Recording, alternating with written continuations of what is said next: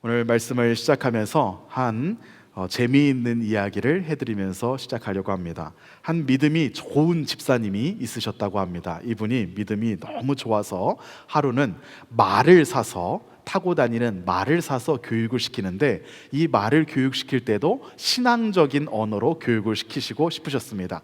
그래서 이랴 하면 출발하고 워워 하면 멈추는 것이 아니라 할렐루야라고 외치면 말이 출발하고 아멘이라고 외치면 말이 멈추게 교육을 시켰습니다.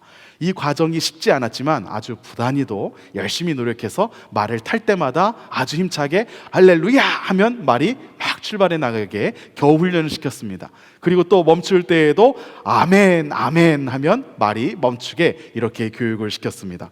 이제 어느 정도 이렇게 교육을 시키고 나니까 탈 때마다 너무 신나고 좋은 겁니다. 말을 타고 할렐루야 외치고 멈출 때는 아멘 하니 이 말이 너무 사랑스럽고 좋았습니다. 그래서 어떤 거리를 갈 때는 항상 이 말을 타고 다니면서 할렐루야 아멘을 외치면서 그렇게 다녔다고 합니다. 어느 날 친구 집에 갔다가 돌아오는데 밤 늦은 시간에 돌아오다가 보니까 말 위에서 이분이 깜빡 잠이 들었습니다. 그랬는데 갑자기 오싹한 기분이 들어서 눈을 탁 뜨니까 이 말이 점점 낭떠러지 가까이 가고 있었다고 합니다. 이 말을 세우려면 아멘 아멘 이렇게 외치면 말이 설 텐데 아멘이 갑자기 생각이 안 나는 겁니다. 왜냐하면 말이 점점 낭떠러지로 가고 있고 조금 있으면 떨어질 것 같으니까 너무나 당황해서 다급하게 어떻게든 이 말을 세워보려고 막 말 모가지를 붙잡기도 하고 때려보기도 하고 그러는데 말이 그냥 멈추지 않고 계속해서 가는 겁니다. 이제 정말 몇 걸음 안 남았고 바로 떨어질 것 같은 그러한 상황이었습니다. 그래서 이분이 어떻게 했을까요? 도저히 내가 이 말을 세울 수가 없다. 그래서 말 위에서 기도를 하기 시작했습니다. 하나님 도와주시옵소서, 하나님 살려주시옵소서, 하나님 이 말이 멈추게 해주시옵소서 라고 이렇게 기도를 하고 마지막에 예수님의 이름으로 기도했습니다.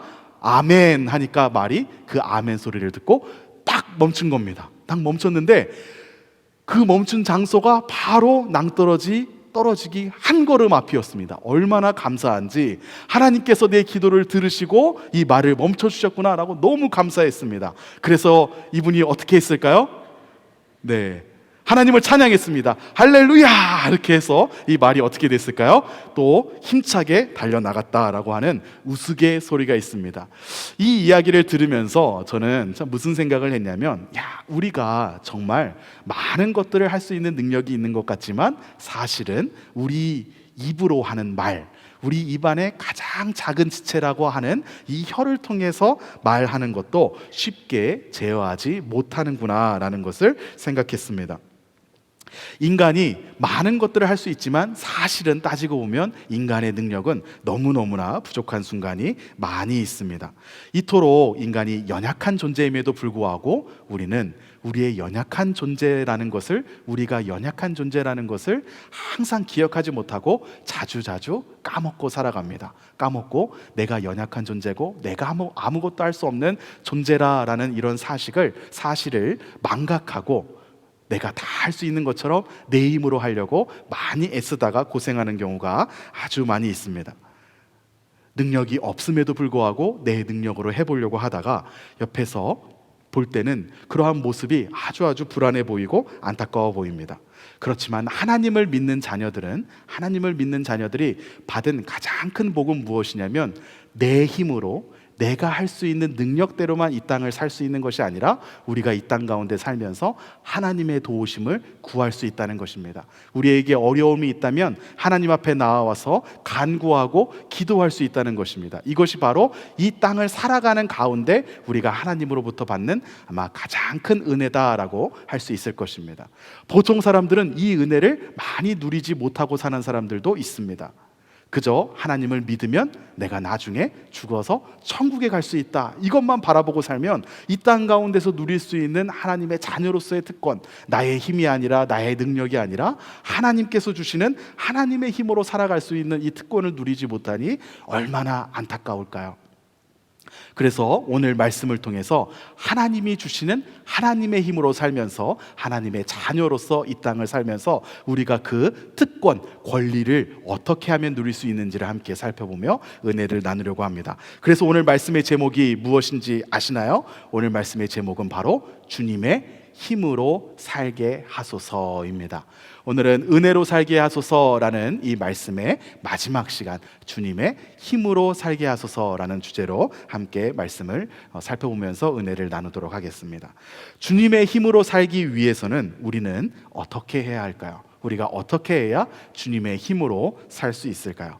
첫 번째로 오늘 말씀을 통해서 우리가 찾을 수 있는 신앙적인 원칙은 무엇이냐면 나의 상식을 버려야 한다라는 것입니다. 오늘 읽은 본문은 하나님께서 모세를 부르시는 그 내용에서 계속해서 이어집니다. 오늘 새벽의 말씀을 통해서 하나님께서 모세에게 소명을 주시고 부르시는데, 소명을 주실 때에 그냥 내가 너에게 이러한 삶의 방식을 주니 너는 이렇게 살아라 라는 것이 아니라 하나님께서 약속해 주시는 것 한 가지를 살펴보았습니다. 그것이 무엇이었죠? 바로 동행해 주신다라는 것이었습니다. 하나님께서는 우리에게 소명을 주실 때, 하나님의 일을 맡기실 때 내가 너를 글로 보내니 네가 알아서 한번 해봐라 라는 것이 아니고 우리와 동행해 주시겠다라는 것을 꼭 약속해 주시는 것을 살펴보았습니다. 하나님께서 모세에게 내가 너와 동행해 주겠다라고 하는데, 모세는 이 하나님께서 동행해 주시겠다라는 말로 충분한 위로를 받지 못합니다. 충분한 확신을 갖지 못하고 충분히 신뢰하지 못하는 것이죠. 왜냐하면 이 모세의 생각에서는 하나님이 어떤 하나님인지, 하나님의 능력이 어떤지를 아직까지 체험한 적이 없었기 때문입니다. 그래서 하나님께서 나와 동행하신다라는 것이 나에게 의미 있으려면 하나님의 능력을 내가 봐야지 내가 마음을 놓을 수 있겠는 겁니다. 그래서 모세는 계속해서 하나님의 능력을 확인하고 싶어 합니다. 그래서 하나님께서 계속해서 하나님의 능력을 확인하고 싶어하는 모세에게 어떻게 하시냐면 드디어 기적을 보여주십니다. 지팡이를 던졌을 때 이 지팡이가 뱀이 됩니다. 그리고 그 뱀을 다시 잡았을 때 그 뱀이 지팡이가 되는 기적을 보여주십니다. 그리고 또 손을 품에 넣었다가 빼니 손에 나병이 생겼습니다. 그리고 나병이 생긴 손을 다시 넣었다가 빼니 감쪽같이 나았습니다. 이러한 기적들이 일어났지만 더 놀라운 기적이 무엇인지 아십니까? 이러한 기적들이 일어났고 모세가 바라던 하나님께서 일으켜주시는 그 기적을 모세가 보았음에도 불구하고 모세는 여전히 하나님께서 주시는 소명을 거부한다는 것입니다. 이것이 기적보다 더 놀라운 사실입니다. 모세가 생각할 때는 이 기적을 보기 전에는 하나님께서 얼마만큼 능력이 있는 신이신지, 하나님께서 얼마나 큰 능력이 있으시고 어떠한 일들을 행하실 수 있는지를 그것만 보여주시면, 그러면 하나님께서 동행해 주시겠다고 하시니까 내가 하나님이 보내시는 곳으로 갈 수 있겠습니다 라는 마음을 가지고 하나님 앞에 당신의 능력을 보여주십시오 라는 마음으로 하나님의 이름도 묻고 백성들이 당신이 누구라고 물으면 어떻게 할까요? 이렇게 계속해서 하나님 앞에 물었을 것입니다. 그런데 하나님께서 모세에게 기적을 보여주셔도 모세는 여전히 달라지지 않는다는 것입니다. 왜냐하면 하나님이 그러한 놀라운 기적을 보여주셨어도 모세가 달라지지 않았던 것은 모세가 자신이 가지고 있었던 상식을 절대 놓을 생각이 없었기 때문이었습니다. 모세가 가지고 있었던 상식이 무엇이었습니까? 모세가 가지고 있었던 상식은 바로 무엇이냐면 힘이었습니다. 모세가 알고 있었던 유일한 승리의 법칙, 그것은 바로 힘이었습니다. 능력, 무력, 재력, 전투력, 권력, 이런 힘들이 있으면 할 수 있고 이런 힘이 없으면 할 수 없다라는 이 생각에서 벗어날 수가 없었습니다. 이집트 사람들이 이스라엘 백성들을 억압할 수 있는 것은 그들이 힘이 있기 때문이었고, 이스라엘 백성들이 이집트 사람들로부터 억압을 받아야 되는 이유는 우리가 힘이 없기 때문이었고, 자기 자신도 왕자로서 힘이 있어서 히브리 사람을 도와주기 위해서 애굽 사람을 쳐서 죽이기까지 했고, 근데 또 자기 자신은 바로보다는 힘이 부족해서 도망쳐야 했습니다. 그리고 또 광야에서 살 때도 자기 자신에게 힘이 있어서 미디안의 목자들로부터 어려움을 당하고 있는 십보라를 도와주고 십보라를 아내로 맞이합니다. 그가 힘이 있었기 때문에 가능한 것이었습니다. 그런데 자신의 힘은 애굽의 왕 바로만큼은 되지 않았기 때문에 아직 또 지금까지 전혀 애굽으로 돌아가야 되겠다라는 이 생각은 하지 못했습니다. 힘이 없으니까, 자기의 능력이 안 되니까 그냥 그만큼 만족하면서 거기서 살고 있었던 것이었습니다. 모세가 생각했던 상식은 모두 다 힘이었습니다. 힘으로 다 통하는 것이었습니다. 모세는 하나님 앞에서도 이것을 놓지 못합니다. 그래서 하나님께서 모세를 부르시고 다시 바로에게 가라라고 했을 때 당신의 힘이 어느 정도입니까? 라고 하나님의 이름을 물으면서 확인하고 싶었던 것입니다. 하나님의 이름만 알면 이집트에 있는 여러 신들 이 랭킹 가운데 대강의 내가 짐작을 해볼 수 있을 텐데 라고 하면서 하나님의 이름을 물었던 것이었습니다. 또 백성의 핑계를 대며 하나님의 능력이 어디까지입니까? 라고 이렇게 묻습니다. 그런데 하나님께서 해주시는 답변이 모세의 마음을 시원하게 하지 않았습니다. 하나님께서 어떠한 답변을 해주셔도 모세의 마음은 시원해지지 않았을 것입니다. 왜냐하면 본인이 자신이 생각하고 있는 상식, 자신이 생각하고 있는 삶의 방식, 삶의 원리를 포기할 마음이 전혀 없었기 때문입니다. 하나님은 우리의 상식 속에 갇혀 계시는 분이 아닙니다. 우리가 우리의 상식을 포기하지 않으면 하나님이 어떠한 역사를 일으켜 주셔도 우리는 주님의 힘으로 살지 못합니다. 내가 가지고 있는 나의 힘, 내가 힘을 얼마나 가지고 있느냐에 따라서, 내가 능력을 얼마나 가지고 있느냐에 따라서 누릴 수 있는 것들만 누릴 수 있다라고 이렇게 생각하고 이 상식을 포기하지 않는다면 우리의 힘의 영역, 우리의 생각의 영역을 뛰어넘어서 역사하시는 하나님의 은혜를 우리는 받을 수가 없습니다. 내 생각, 내 상식, 내가 당연히 그렇다고 생각하는 것들 다 내려놓으시기를 주님의 이름으로 축복합니다. 그렇게 다 내려놓고 내 힘이 아니라 내 힘으로는 부족하지만 하나님의 힘으로 살겠습니다. 하나님께서 주시는 힘으로 주님의 인도하심을 받으며 살아가는 올 한 해 되시기를 주님의 이름으로 축복합니다. 또 주님의 힘으로 살기 위해서는 우리는 어떻게 해야 할까요? 바로 두 번째 말씀이 있습니다. 두 번째로 우리는 주변을 둘러보아야 합니다.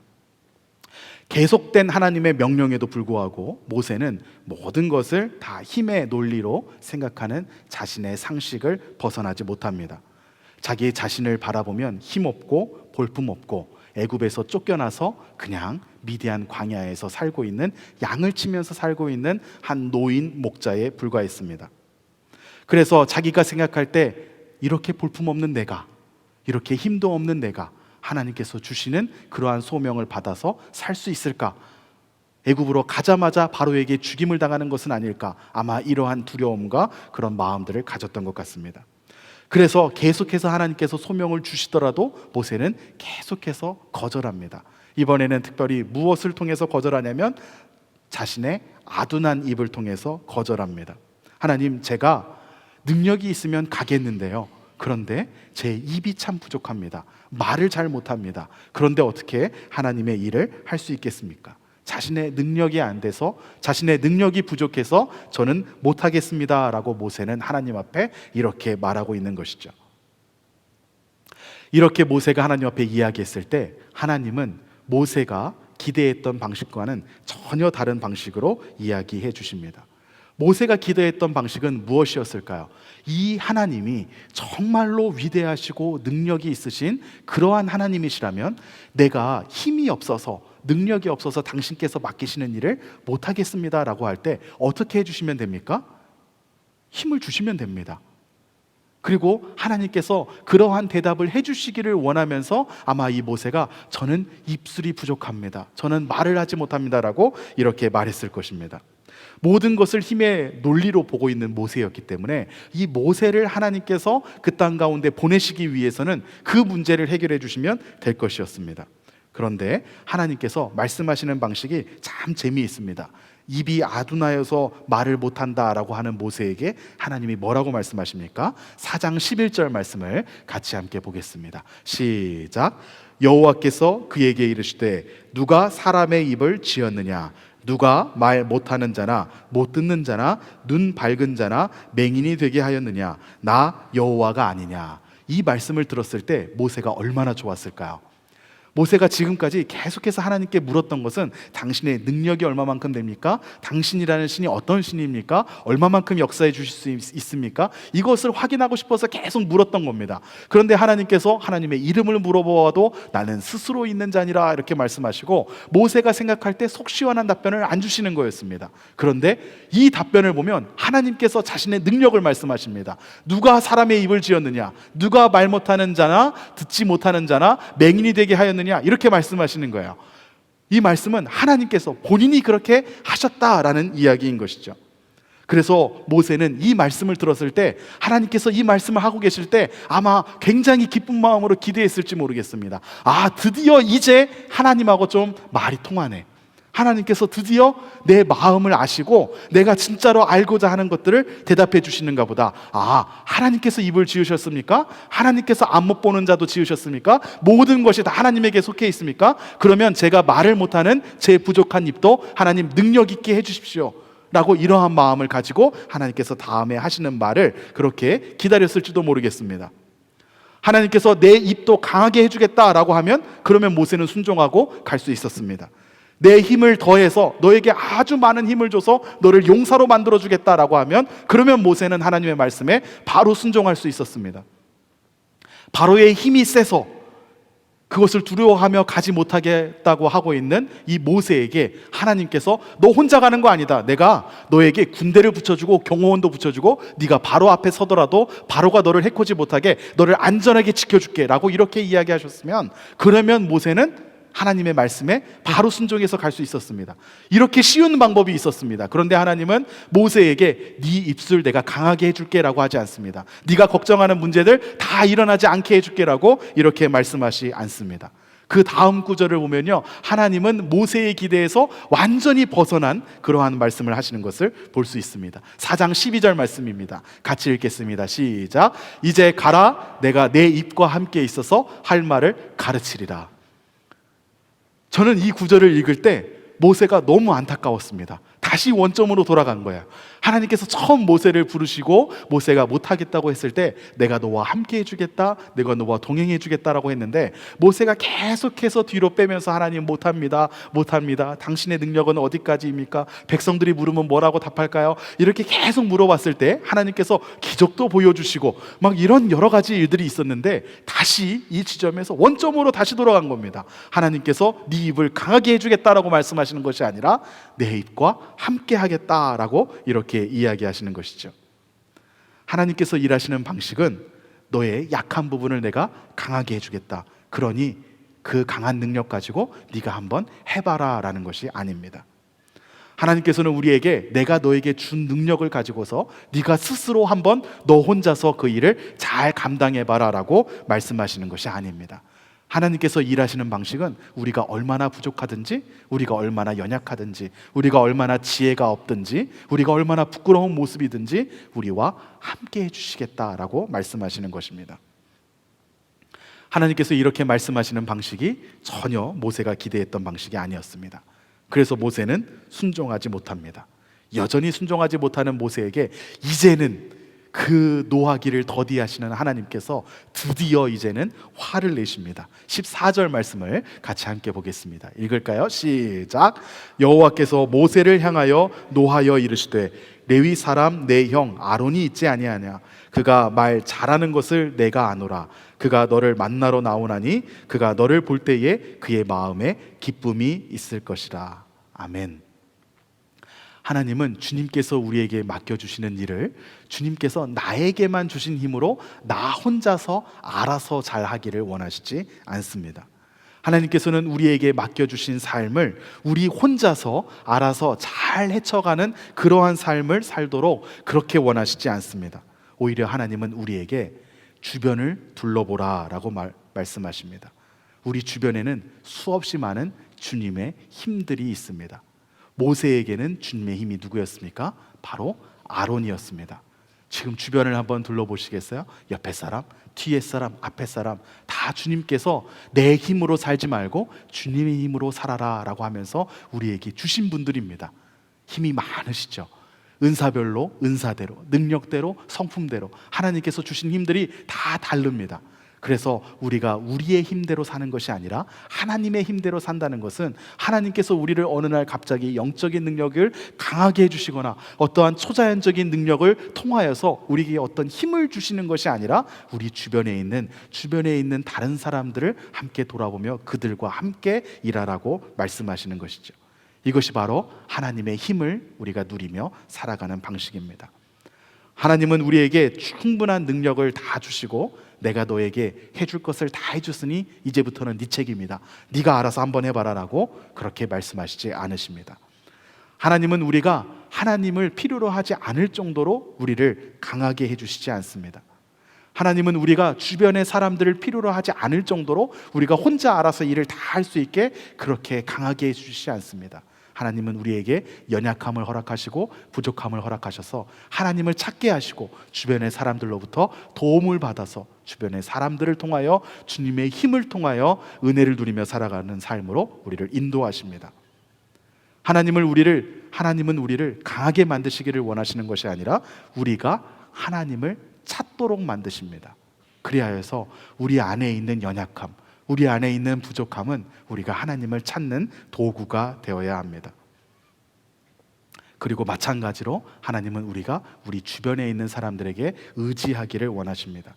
우리의 관계 안에서 주님의 힘을 발견하며 온전한 교회를 함께 세워나갈 때 우리가 올 한 해 동안 목표하며 기도하고 있는 주님 안에 한 믿음으로 한 가정이 되게 하는 그러한 은혜를 누릴 수 있을 줄로 믿습니다.